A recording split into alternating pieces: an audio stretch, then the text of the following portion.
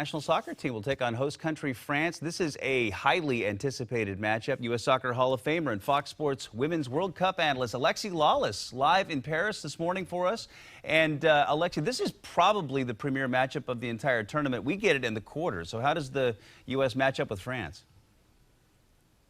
Look, this is huge. I'm jacked up. I know everybody here is jacked up. I know everybody back there is jacked up for this game. 11 a.m., by the way, on Big Fox over there for you guys. That's when our coverage starts. And this is, as you said, this is a quarterfinal, but this, for all intents and purposes, is a final. You have two juggernauts, two very, very huge and talented teams coming at each other in this quarterfinal. On one hand, you have the host, France. Now, keep in mind, France, historically, they've choked. They have this label of chokers. If they were to beat the U.S., I think they would shed that label and say, you know what, there's a new sheriff in town, and she's wearing Le Bleu. On the other side, you got our U.S. team, #1 in the world, defending World Cup champions, who have come here to France, who have come here to Paris, who have come to the stadium, a historic stadium, to France's home and said, not so fast. We're going to drink your milkshake. So something's got to give. I can't wait. I'm excited. There are American fans all over the place. So tonight in this stadium, while it is here in France, I think there's going to be a lot of red, white, and blue. And when I say red, white, and blue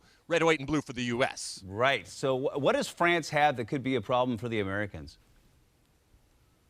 France has a team that I think doesn't fear the U.S. in the way that teams have feared the U.S. in the past. They have wonderful individual talent. Look for specifically on that right-hand side of France and the speed that they have. Players like Diani coming up against Crystal Dunn, the United States left back, who doesn't really play left back on a consistent basis unless she's with the national team. There's something to target there. Alyssa Nair, the U.S. goalkeeper right now, she hasn't faced a whole lot of shots, and at some point she's going to be called upon not just to save the shots, but to save that one shot that is going to keep this team in the game tonight and possibly keep this team in the World Cup. That's going to be fun. You got Alex Morgan, who did not have a good game last time out. You got Megan Rapinoe, who, while she scored 2 penalties, also didn't have a game. So lots of stars, lots of talent. In the biggest games, in the biggest moments, stars step up. And for the U.S. and for France, for that matter, whoever goes through, the stars are going to step up and play a big role. It's really hot there. Is the heat going to be a factor?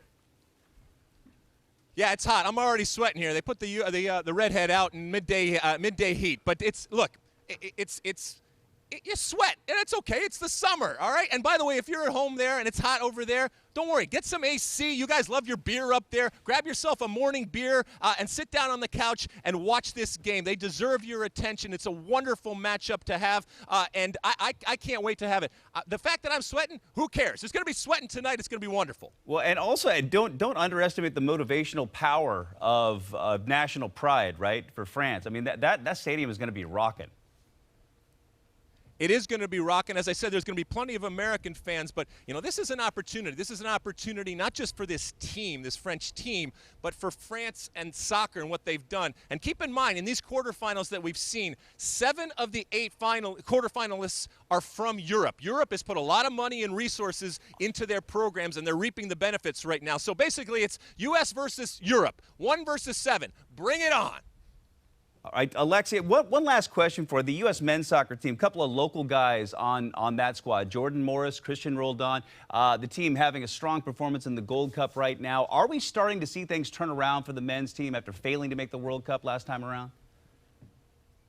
Look, this is a battle to re-engage with a rightfully cynical and at times angry American soccer public when it comes to the way that they view this men's national team having not qualified for the World Cup. And so whether it's a Christian Roldan, whether it's a Jordan Morris, whoever it is, it's their responsibility to make us believe again. And people are going to fold their arms until this team does some things. Gold Cup right now, it's going well so far. They still haven't really been tested in this Gold Cup. And I think unless they get to that final, there's going to be some people that are scratching their heads and saying, well, maybe not so much. And ultimately, they got to qualify for the next World Cup. It was the greatest failure in U.S. soccer history for the U.S. men not to qualify for the World Cup last summer. We don't ever want to see that again. But this is a process. Each and every year getting better and better and better and winning back those hearts and minds that have been lost because of that failure of not qualifying for the 2018 World Cup in Russia. Right. But first things first, I got to go over to the mini fridge. I got to grab my morning beer and get ready for the World Cup match today,